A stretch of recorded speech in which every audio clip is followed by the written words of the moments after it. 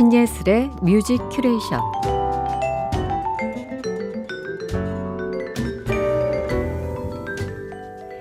일상을 다채롭게 만들어줄 음악을 큐레이션 해드립니다.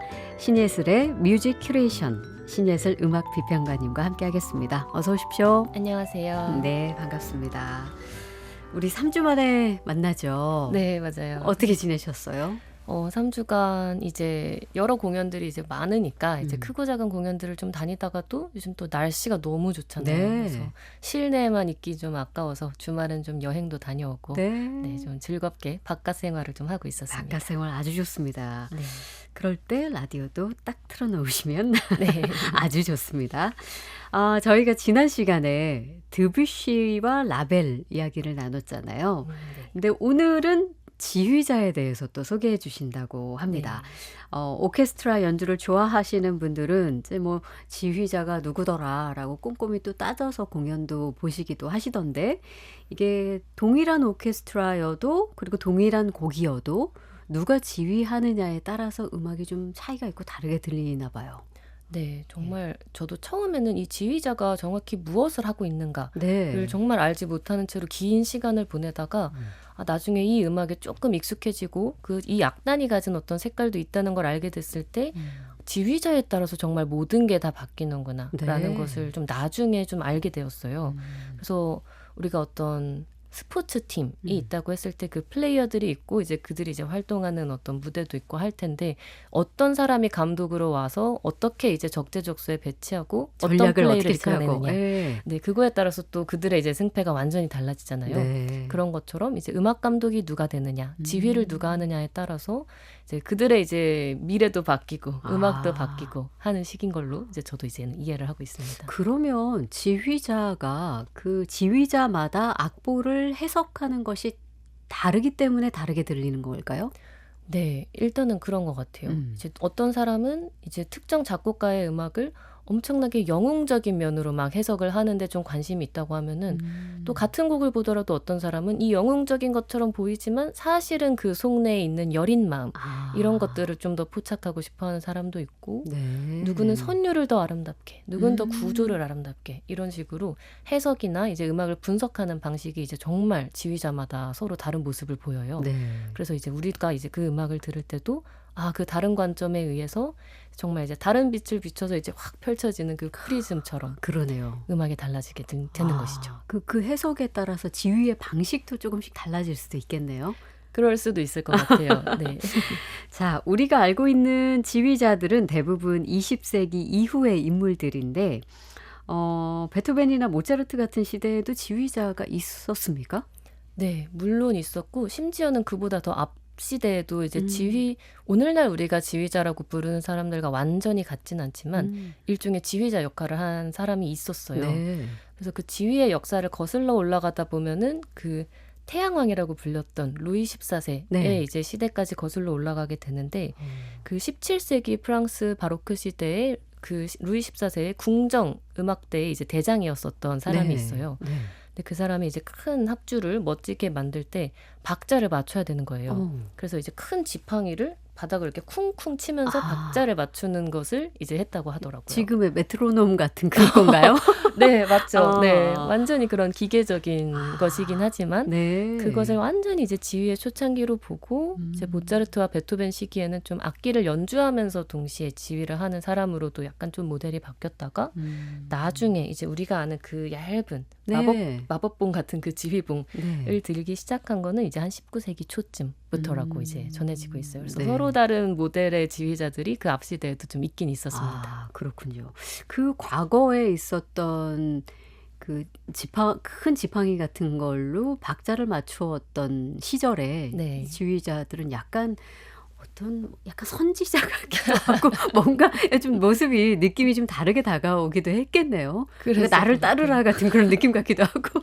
그러니까 이렇게 그 동작도 그렇죠. 컸을 것 같고요. 네, 동작도 굉장히 커야 또 사람들이 이 소리와 움직임에 따라서 합주가 가능하지 않았을까 네. 상상을 하게 되네요. 심지어 이렇게 큰 지팡이로 발을 이렇게 바닥을 찍던 그 릴리라는 사람인데, 예. 그래서 이렇게 바닥을 찍다가 이제 발등을 잘못 찍은 거예요. 예. 그래서 상처가 나서 그 상처가 이렇게 좀 안 좋은 쪽으로 이렇게 확산이 돼서 네. 그것이 이제 그의 사인으로 연결됐다는 어머머. 설도 있습니다. 아. 네. 아무튼 네. 신기하죠. 그러네요. 자, 그러면은 이제 오늘 우리는 네. 어떤 지휘자를 만나볼까요?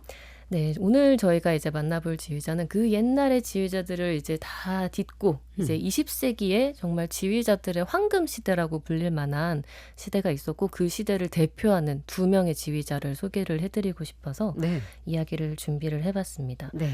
헤르베르트 폰 카라얀이라고 하는 네. 이제 베를린에서 정말 오랫동안 활동을 했었던 지휘자의 네. 이야기, 그리고 레너드 번스타인이라고 하는 이제 미국에서 특히 뉴욕에서 이제 딱 터를 잡고 그 카라얀과 굉장히 상반된 방식으로 활동을 했었던 두 지휘자인데요. 네. 요 두 사람의 스타일 비교가 되게 여러 면에서 재밌어서 아. 함께 소개해드리려고 좀 가져왔습니다. 이 두 사람은 같은 시대의 인물인 거죠? 네. 뭐 태어난 시기나 그 사망을 하게 된 시기도 비슷한가요? 네, 이제 헤르베르트 폰 카라얀은 1908년생이에요. 그리고 레너드 번스타인은 1918년생으로 딱 10살 정도의 네. 터울이 있었고요. 카라얀은 이제 베를린에서 활동을 했다고 말씀드렸는데 이제 출신은 오스트리아 잘츠부르크였어요. 아, 이제 네. 음악의 도시로 유명한 바로 그 어떤 뭐 독일어권 뭔가 정통성이 있는 것 같은. 네. 바로 그 잘츠부르크에서 출신으로 이제 태어나서 이제 독일어권 음악들에 굉장히 능숙했고 네. 그 음악들을 또 이제 독일어권 음악의 중심지였던 베를린에서 오랫동안 선보였었던 사람이고, 레너드 번스타인은 1918년에 이제 미국 매사추세츠에서 태어났어요. 그리고 이제 동부권에서 네. 이제 쭉 자리를 잡고 뉴욕 필하모닉의 상임지휘자로 활동도 했고, 또 뉴욕이라는 도시가 지닌 어떤 그 문화의 용광로 같은 그 느낌이 또 있잖아요. 그래서 거기서 이제 또 많은 인기를 끌었던 뮤지컬이나 이제 그 당시의 어떤 거리의 음악들 이런 것도 넓게 받아들이면서 네. 어떤 의미에서 굉장히 미국적인 아. 활동을 좀 보여주는 사람이었어요. 그래서 네. 같은 시대이긴 하지만 이 둘의 활동지 그리고 거기에서 비롯되는 어떤 성격 차이가 굉장히 달랐고, 그렇지만 둘 모두 각자의 영역에서 완전히 정상에 있었던 그런 사람들입니다. 지휘계 양대 산맥, 오래된 표현입니다만 네, 맞습니다. 그랬던 거죠. 자, 그러면 카라얀 이야기부터 좀 들어가 볼까요? 이제 네. 카라얀의 모습을 보신 분들, 뭐 영상이나 그 이미지로 보신 분들은 아마 느끼겠지만 은빛의 그 굉장히 고급스러운 머리카락이 눈에 띄잖아요. 네. 머리카락을 막 뒤로 넘기면서 되게 좀 카리스마 넘치는 어떤 표정, 뭔가 절제되어 있는 어떤 느낌, 그런 것들이 좀 상징적으로 기억이 나는데 카라얀의 어떤 지휘 스타일, 특징 이런 건 어떤 점이 있을까요? 그 딱 지금 아나운서님이 표현해 주신 것처럼 어떤 절제되어 있고 좀 카리스마 있고 멋있는 느낌. 딱 이게 저도 제가 카라얀의 지휘 스타일에서 느끼는 네. 그런 음악적인 포인트인 것 같아요. 물론 카라얀의 그런 사진과 영상에 또 영향을 받아서 더더욱 그럴 그렇게 수 느끼는 있죠. 예. 것도 있을 텐데 네. 사실 이제 그 지휘자들이 리허설을 하거나 이제 악단에 이제 그 어떤 것들을 이렇게 주문할 때 그 자신이 어떤 캐릭터로 음악가들에게 비춰지는가가 너무너무 중요하대요. 아, 그래서 그렇군요. 내가 어떤 음악을 지향하면은 그 음악에 어울리는 캐릭터를 딱 잡아야 되는 거죠. 그래서 나 너무 발랄하고 막 이렇게 상큼한 그런 음악을 하고 싶은데 막 카라얀처럼 엄숙하게 들어가면 어떤 불일치가 있잖아요. 아, 네. 그래서 이제 그런 카라얀의 그런 외향을 꾸미는 방식, 그다음에 음악을 만드는 방식이 이제 다 같은 톤으로 좀 이루어져 있었고, 특히 이제 그 카라얀의 지휘 스타일 중에 가장 좀 특징적이라고 얘기되는 거는 눈을 감고 이렇게 좀 정적으로 움직여요. 네. 그래서 약간 이렇게 음악이 여기 안에서 이렇게 솟아나는 것처럼 고요한 상태에서 그런 절제된 움직임을 보여주는데, 그게 이제 연주자들에게도 내가 저 깊은 곳에 있는 무언가를 잘 찾아내야 된다라는 그런 인상을 좀 심어줬다고 하더라고요. 그 눈을 감고 지휘를 한다는 것은 악보를 다 외운다는 뜻인가요? 사실은 그랬을 것 같아요. 네. 그래서 많은 지휘자들이 이제 안보로 그냥 네. 그 긴 곡을 이제 보지 않고 그냥 맨몸으로 지휘북만 들고 나가서 이제 지휘하는 날도 많은데, 네. 카라얀은 거기서 한술 더 써. 나는 뭐 볼 필요도 없다. 어디에 뭐가 있는지 다 다 아니까 안다. 이렇게 바로 이렇게 할 수도 있고 네. 뭐 그런 건 거죠. 아니, 카라얀은 그래요. 그럼 지휘계 황제님이시니까 그런다 치고 네. 그러면 이 오케스트라잖아요. 네. 지휘자를 보면서 같이 합주를 하는 건데 눈을 감고 하면 그 사실 소통을 하면서 눈을 맞추고 이번엔 이쪽에서 이 악기가 돋보이게 뭐 우리가 맞아요. 흔히 알기로 그런 제스처와 함께 소통하면서 연주가 이루어지는데 본인은 눈을 감고 음. 자, 이 안에서 음악이 쏟아나고 있으니 우리 오케스트라 분들은 다 함께 느껴주세요라고 한다면 너무 난감했을 수도 있겠네요. 그러니까요. 이게 이 사람과 아주 오랜 관계가 있지 않으면 진짜 힘들 것 같아요. 그러니까요. 네. 그리고 이제 그가 원하는 음악이 정확히 무엇인지 막 계속 다가가면서 알아내야 되고 거기에 완전히 동화되기 위해서 또 그만큼 또 연주자 한 명 한 명도 훈련을 정말 많이 해놓아야 되고 네. 그래서 이게 너무 멋있고 그렇지만 되게 이상적인 하지만 실질적으로는 좀 어려운 그런 테크닉이었을 네. 수도 있겠다는 생각도 들어요. 네. 네. 하지만 멋있습니다. 아, 그렇죠. 네. 근데 그 일화 중에 그런 것도 있던데요. 그러니까 그 어떤 공연 영상 같은 것을 좀 찾아보면 그 자신을 지휘를 하고 있는 자신을 영상으로 담는 장면? 실제로도 그렇게 하기도 했었을까요? 네. 이제 카라얀의 또 가장 이렇게 오늘날 다시 재평가되고 있는 포인트라고 한다면은 이게 그냥 구글 포토 뭐 이런 데다가 그 카라얀이라는 인물의 그 이미지를 검색해 보면은 네. 그 당시 지휘자들 중에서는 정말 압도적으로 멋진 사진들이 좀 많아요. 근데 이 사람이 그 당시부터 어떤 미디어의 중요성 그리고 영상 기록의 중요성을 너무너무 잘 알고 있었던 사람이었고 일찌감치 일찍 그 인기 유튜버셨네요. 그러니까요. 그래서 그 특히 이제 그 옆모습, 그 은빛의 머리칼이 아름답게 조명을 받아서 빛나는 것과 이 옆모습의 그 실루엣이 가장 멋있게 보이는 그 각도 이런 것까지 이렇게 딱 정확하게 아시고 그 영상을 잘 찍을 수 있도록 그 영상 제작사도 따로 설립을 하셨다고 해요. 그래요. 네, 예. 텔레몬디알이라고 하는 영상 제작사를 설립해서 이 부분에서 어느 카메라 앵글로 누구를 잡아야 되는지 그건 또 이제 음악적인 견해가 필요하기도 해요. 그래서 그렇죠. 뭐 저때 뭐 바이올린이 가장 멋진 선율을 연주하고 있으니 바이올린을 비춰줘야 한다 하는 것도 있고 네. 이때는 오케스트라 전체가 들어가기 직전에 내가 멋진 이런 동작을 하니 나를 비춰야 된다. 뭐 이런 것도 네. 직접 다 편집을 하고 앵글까지 계산을 하면서 그런 걸 만들어내셨다고 하더라고요. 그러니까 자신의 어떤 음악적인 능력을 잘 알 뿐만 아니라 그것을 잘 돋보이게 하는 방법도 잘 알았던 지휘자네요.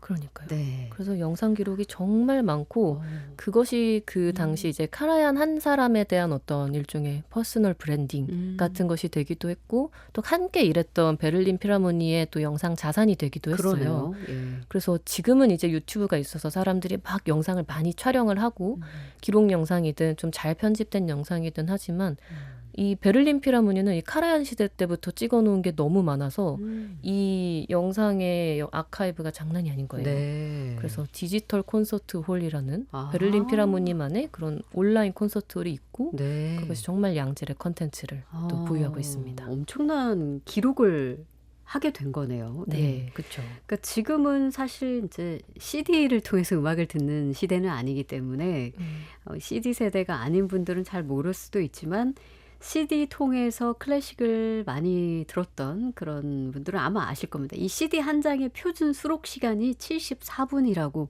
저도 이것까지는 몰랐습니다만 이 기준이 카랄 때문에 생겼다는 것은 무슨 이야기일까요? 이게 정말 음악계에서 얘기가 많이 떠도는 네. 이제 일화 중에 하나인데 특히 이제 카라얀을 언급할 때 빠지지 않아요. 그래서 이 74분이라는 숫자가 좀 애매하잖아요. 네. 그래서 70분도 아니고 그러네요. 60분도 아니고 90분도 아닌 이것이 좀 애매한데 장난꾸러기신가?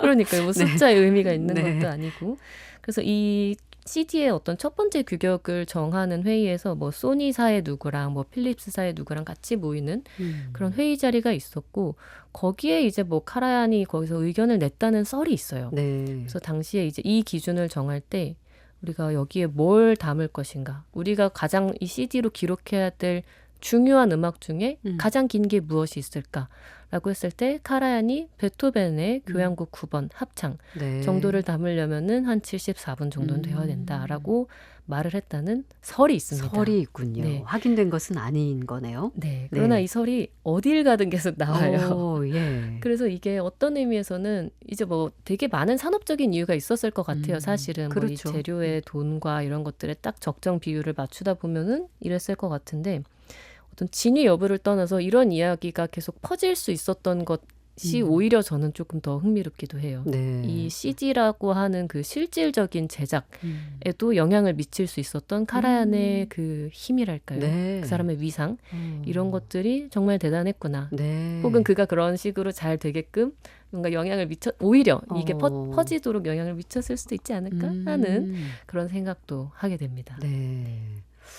와, 그 시기에 말씀하신 대로 미디어가 가지고 있는 힘, 이게 공연장에서 느낄 수 있는 그 실황의 느낌도 있지만 이것을 기록하고 또 이것을 또 많은 사람들이 이 뭐 어떤 영상이 되었든 혹은 이 음반을 통해서 확장되는 그 확장성에 대한 고민이 있지 않았을까. 네. 카라얀의 속마음이 그렇겠죠. 네. 그렇죠. 그리고 그것을 너무 거기서 그리고 자신이 돋보일 수 있는 온갖 방법들을 잘 알고 절묘하게. 있고. 네. 네. 너무 똑똑한 사람이었던 것 같아요.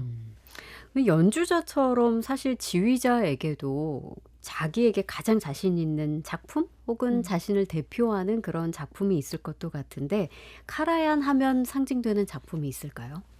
네, 아마 이제 정말 카라얀은 너무 유명한 지휘자고 오랫동안 이제 베를린 필과 같이 많은 곡을 연주했기 때문에 진짜 많기는 할 텐데요. 제가 먼저 카라얀이라고 했을 때 그럼 카라얀 하면은 일단 베토벤 들어봐야지 네. 하는 생각이 조금 들어요.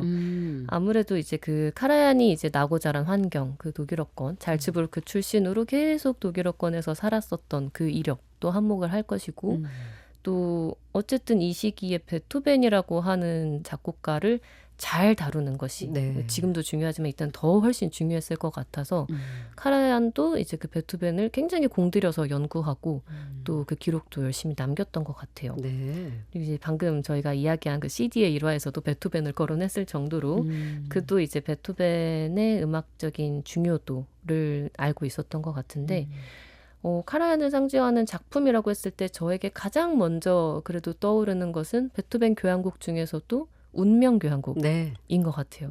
그 비장하게 시작하는 그렇죠. 그 느낌. 예. 그게 제가 느끼는 그 카라얀의 새까만 배경 속에서 은빛 머리가 빛나는 그 이미지랑 너무 잘 어울리는 것 같아서 저에게 이제 카라얀의 대표작이다라고 하는 거는 베토벤의 운명 교향곡을 꼽아보고 싶습니다. 네.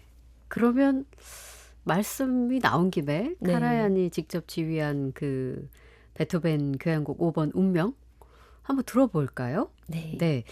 자, 헤르베르트 폰 카라얀 지휘의 베를린 필하모니 오케스트라 연주 베토벤 교향곡 5번 운명 1악장 1962년에 녹음이 되었습니다. 듣고 오겠습니다.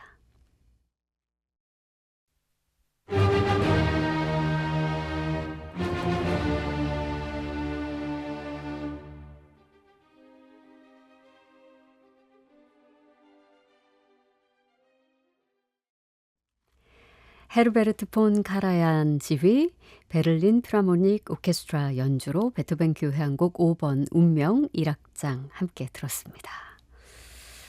잠깐 소개해 주세요. 이 곡 뭐 많은 분들이 빠바바바 하면 여기서 벌써 그렇죠.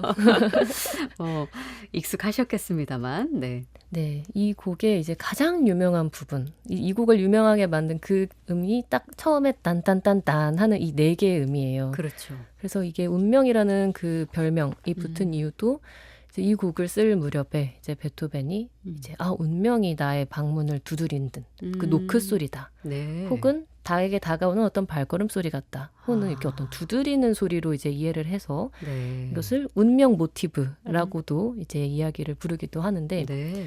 사실 이런 일화 이제 베토벤이 자신에게 다가오는 무거운 운명을 받아들이는 그런 정서적인 측면으로도 얘기가 많이 되지만 그 서양 음악사에서 이 작품의 굉장히 또 특별한 점은 이 솔솔솔미라고 하는 네 개의 음을 요모조모 써먹으면서 이 교향곡 전체를 만들어냈다라고 하는 아, 것인데요. 네.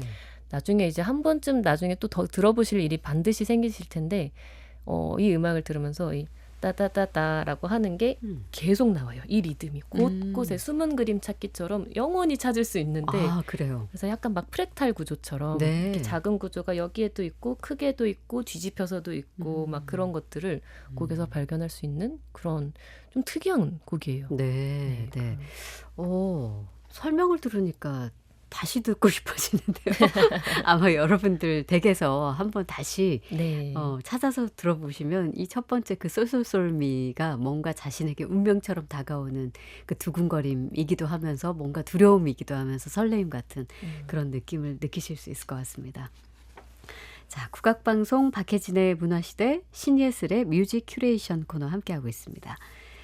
자, 20세기 지휘자들의 황금 시대를 이끈 두 거장 카라얀과 번스타인 이야기 나누고 있는데 카라얀 알아봤으니까 이번에는 번스타인에 대해서 살펴보겠습니다.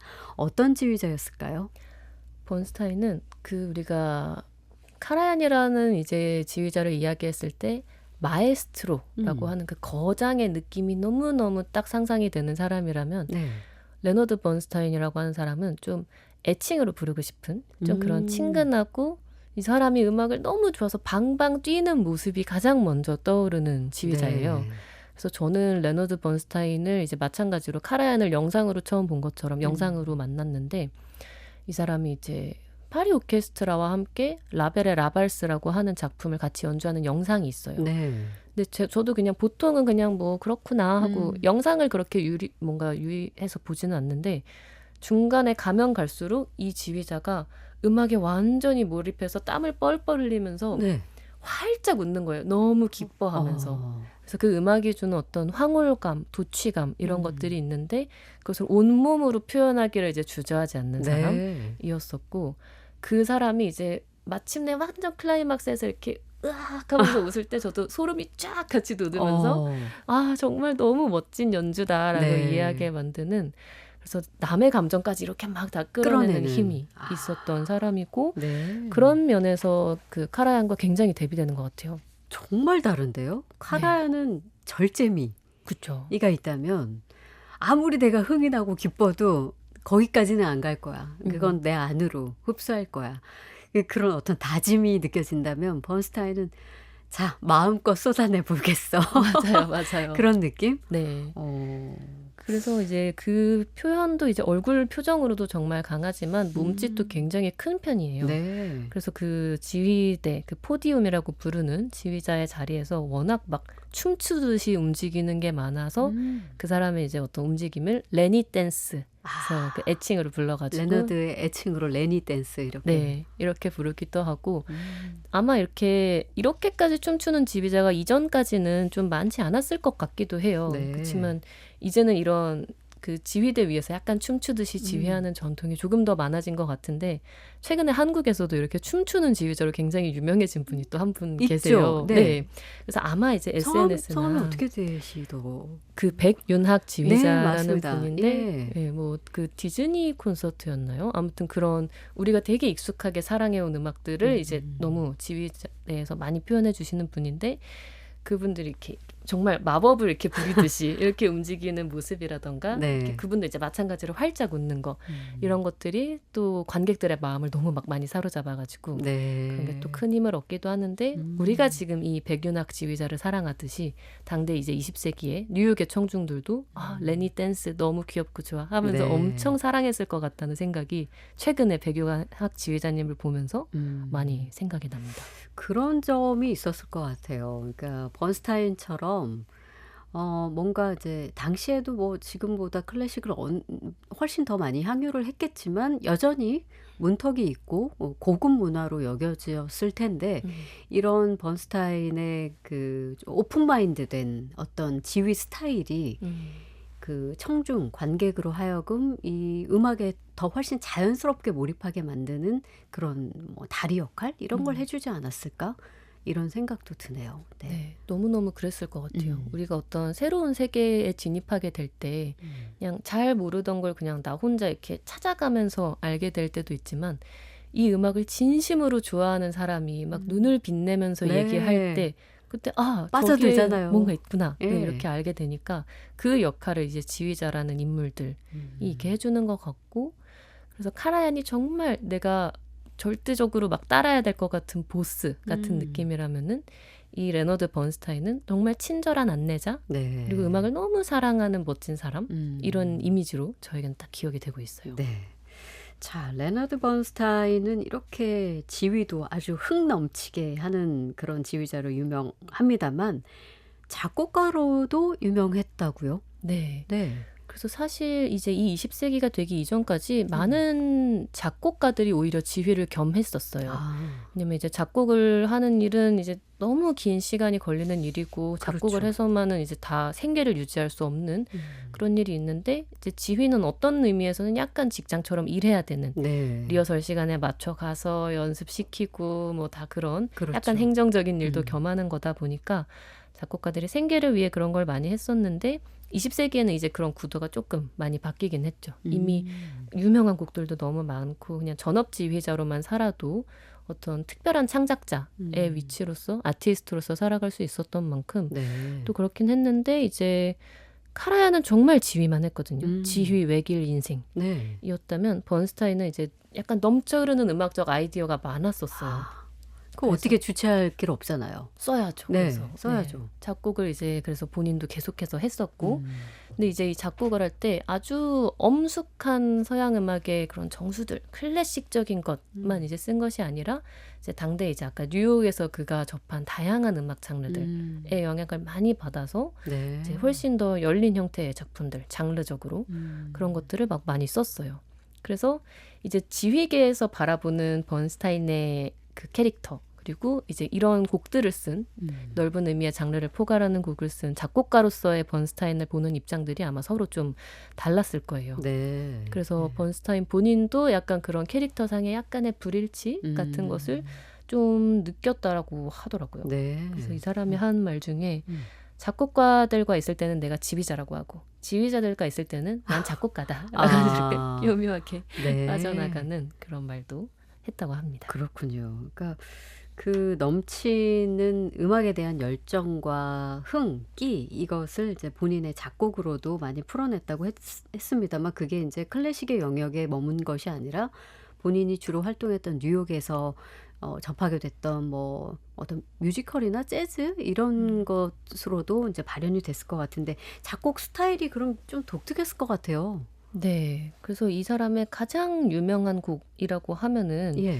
이제 사실 이제 뉴욕에서 클래식 음악의 중심지라고 하면은 카네기홀 이런 클래식 공연장인데, 이제 번스타인의 유산을 보려면은 우리가 브로드웨이라고 하는 그 극장이 있는 그 네. 질비한 거리로 가야 될 필요가 있어요. 네. 그래서 그 번스타인의 가장 유명한 곡은 이제 웨스트 사이드 스토리라고 네. 하는 뮤지컬 예. 작품인데요. 네네. 이게 셰익스피어의 로미오와 줄리엣을 뉴욕 이민자들의 상황으로 싹 바꾸어 와서 이제 그 이민자들 사이에서의 어떤 갈등, 거기서의 어떤 사랑, 뭐 그런 충돌 이런 것들로 싹 바꾸면서 여기에 배경이 뉴욕이다 보니까 말씀하신 것처럼 재즈의 그런 스윙, 리듬 이런 것들도 가져오는데, 원래 번스타인이 너무 잘 알고 있었던 클래식의 형식미 네. 이런 것도 고스란히 다 배어 있는. 아. 그래서 클래식과 재즈와 이제 브로드웨이 뮤지컬이라고 하는 그 영역들이 이제 아름답게 뒤섞여서 와. 정말 음악적으로 너무너무 재밌고, 네. 그래서 지금도 앵콜곡으로 이만한 곡이 없어요. 막 사람들이 이렇게 막 흥겹게 해주는데 이제 그렇죠. 오케스트라로 할 수 있는 그런 곡이다 보니까 그 당시에도 너무 인기가 많았고 지금도 인기가 많고, 네. 아 뉴욕에서 새롭게 태어날 수 있는 클래식 음악 혹은 이제 서양 음악, 그런 오케스트라 음악 이라고 하는 거는 아 요런 모델이 될 수 있겠구나라고 네. 하는 것을 굉장히 상징적으로 보여준 작품이었죠. 네. 그러면 그 만약에 이제 지휘자로서 아까 카라얀을 대표하는 작품 뭐 베토벤의 운명 같은 것이지 않을까 이제 우리가 생각하면서 음악도 들었습니다만 번스타인을 대표하는 공연이나 작품이 있을까요? 네, 그래서 이제 작곡가로서의 번스타인이 대표하는 그게 웨스트 사이드 스토리라면은 지휘자로서 번스타인의 어떤 그 캐릭터를 보여주는 네. 상징적인 장면이라면은 이제 1989년에 베를린에서 음. 열린 공연이 될 것 같아요. 네. 그래서 베를린 장벽이 이제 무너지던 시기잖아요. 네네. 냉전이 종식되고 그때 이 번스타인이 베를린의 콘체르트 하우스에서 베토벤 교향곡 9번을 지휘했다고 해요. 네. 근데 그 베토벤 교향곡 9번에 이제 우리가 널리 알고 있는 그 환희의 송가라고 하는 노래가 나오고 그 음악이 그렇게 뭔가 연말이 되면 울려 퍼지고 사람들이 중요한 순간에 부르는 이유는 그 음악에 담긴 어떤 메시지 때문이거든요. 네. 그래서 기악음악으로 여겨졌었던 오케스트라 그리고 성악음악의 영역으로 딱 분리되어 있었던 합창 이것이 기악과 성악으로 나뉘는 게 아니라 우리 함께 연주하자라고 하는 그런 형식적인 메시지도 있을 뿐더러 이제 환희를 이제 같이 온 인류가 함께 노래하자라고 하는 구체적인 가사도 그 곡 안에 들어 있었어요. 네. 근데 이제 이때 베를린 장벽이 무너지던 이때에는 그 번스타인이 이 환희라고 하는 단어를 자유라고 바꿔서 부릅니다. 네. 그래서 이거는 당시 21개국에 생중계되어서 정말 많은 정말 억명 단위의 사람들이 시청을 했다고 하는데 나중에 이제 번스타인이 회고하기를 내가 이 환희라고 하는 단어 독일어로는 프로이데라고 하는데 이것을 프라이하이트 마침 반응이 이제 또 네. 발음이 비슷해요. 네네. 그래서 이것을 바꿔부른 거 이 결정을 베토벤도 아마 축복했을 것이다 라고 이야기를 했다고 하기도 합니다. 너무 멋지죠. 너무 멋집니다. 예. 그 베토벤 교향곡 9번을 선택해서 베를린 장벽이 무너지던 그 해에 바로 베를린에서 이 공연을 펼쳤다는 것과 또 그것을 환희를 자유로 바꿔 불렀다는 이 모든 스토리가 굉장히 이것 또한 영화적이네요. 그러니까요. 네, 굉장히 네, 이 번스타인이 어떤 스타일인지 좀 가늠해 볼 수 있는 그런 일화가 아닌가 싶습니다. 네. 자, 앞서 카라얀과 번스타인이 이제 다른 스타일의 지휘자이고 이 지휘 스타일도 얼마나 다른지 우리가 알아봤는데 그 이후에 어쨌든 쭉 활동들도 좀 다르게 이어졌을 것 같거든요. 구체적으로 어떻게 활동을 두 사람은 이어갔을까요?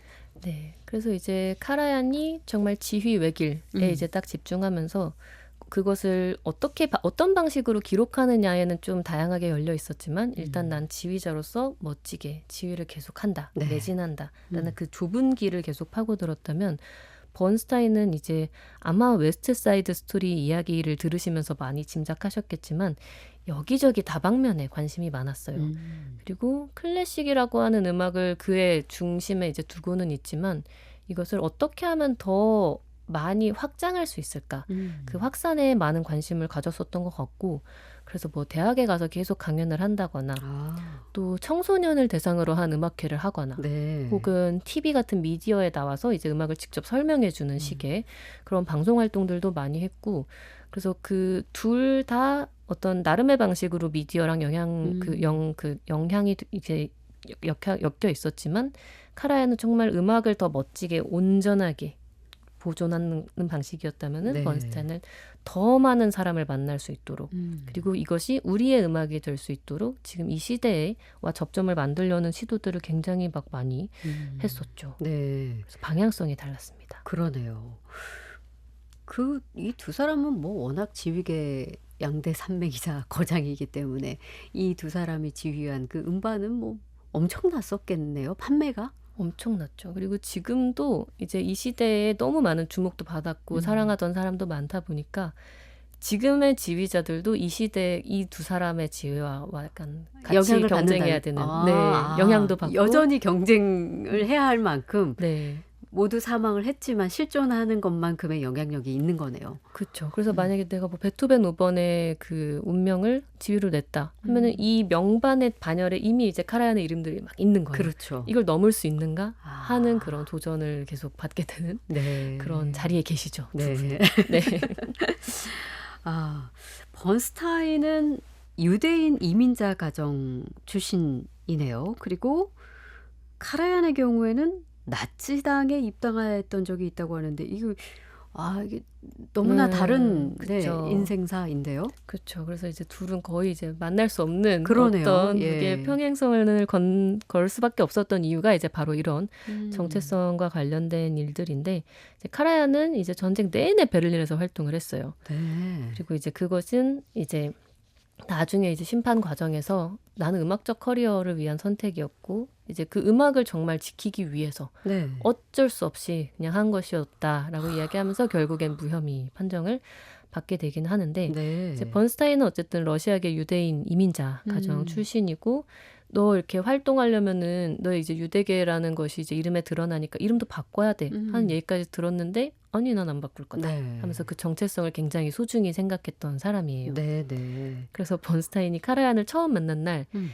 이제 아내에게 보낸 편지에 음. 이제 나의 첫 번째 나치를 봤다는 식의 그런 이야기를 썼다는 얘기도 전해질 정도로 아. 그 둘도 서로 이제 너무 유명하니까 알았을 거 아니에요. 그 사이에서 그런 갈등들이 조금 묘하게 그 있었다고 둘은 합니다. 그럼 거의 만난 적이 없었겠네요?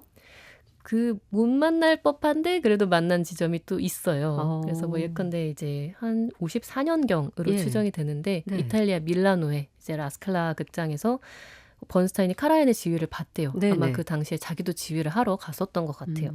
근데 지휘를 보고 약간 내 스타일은 아닌가 싶었나 봐요. 네네. 그래서 인사를 할 법도 한데 네. 이제 안 하고 그냥 근처 식당에 갔대요. 아. 그래서 그냥 뭐 연주가 그냥 그랬네 하고 있었는데 하필 카라얀이 그 식당에 들어와서 이제 어. 식사를 하게 되면서 예?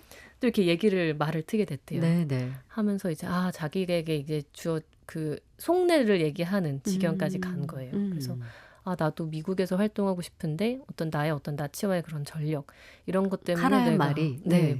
이런 것 때문에 미국에서 활동을 못 한다. 근데 나는 뭐 그런 게 어쩔 수 없는 선택이었다. 네. 뭐 이런 얘기를 하니까 그 번스타인은 그럼 나 그런 거였냐? 그럼 네. 내가 도와주겠다. 예? 라는 식으로 막 얘기를 하면서 네. 그 이듬해에 카라얀이 베를린 필하모닉이랑 같이 뉴욕에 가서 카네기홀 공연을 하거든요. 그래요? 예. 그래서 그것이 이제 이 둘의 이때 이탈리아에서 만남에서 비롯됐다라고 하는 회고가 있습니다. 화해를 했다. 뭐 이런 식의. 예. 네, 그래서 이런 서로 다른 그 입장에도 불구하고 이들의 어떤 음악적인 대화 그리고 동료에 대한 존중 네. 이런 것이 어떤 다음 공연으로 이어졌지만 여기서 또 끝은 아니고 그래요. 또 다른 스토리가 있나 보죠? 네, 그래서 아무래도 이제 카라얀의 전력 때문에 이제 카네기홀에서 공연이 이루어지긴 했고 이제 전석 매진이 되긴 했는데 시위가 일어났어요. 네. 그래서 이런 전력이 있는 사람의 공연을 우리가 뉴욕에서 하는 게 말이 되냐라는 식으로 이제 시위대가 이루어졌고 카라얀은 내가 이제 안심하고 이제 번스타인의 가호 아래 온 거라고 생각했는데 왜 유대계 사람들이 여기서 이렇게 시위를 하는 거지? 알고 보니 뒤에서 혹시 뭘 조장을 한 게 아니냐. 번스타인이? 네, 그런 오해를 하면서 네. 이제 정말 만날 수 없는 관계군요. 그러니까 그래서 대기실로 찾아온 번스타인을 뭐 만나지 않았다라고 이제 이야기를 하기도 해요. 네. 그래서 막 이런 크고 작은 이렇게 만남과 헤어짐과 뭐 이런 게 있었는데 어쨌든 그 둘 사이가 언제나 늘 호의적인 관계이기만 하지는 않았던 것 같고 네. 굉장히 치밀한 그런 첨예한 갈등들이 있었던 것 같아요. 아무래도 엄청나게 서로 견제를 할 수밖에 없는 라이벌 관계였고 서로 너무나 다른 정체성과 너무 다른 지휘 스타일을 가지고 있기 때문이 아니었을까. 그런 것 같아요. 근데 아까까지 좋았거든요. 그 은빛 머리와 네.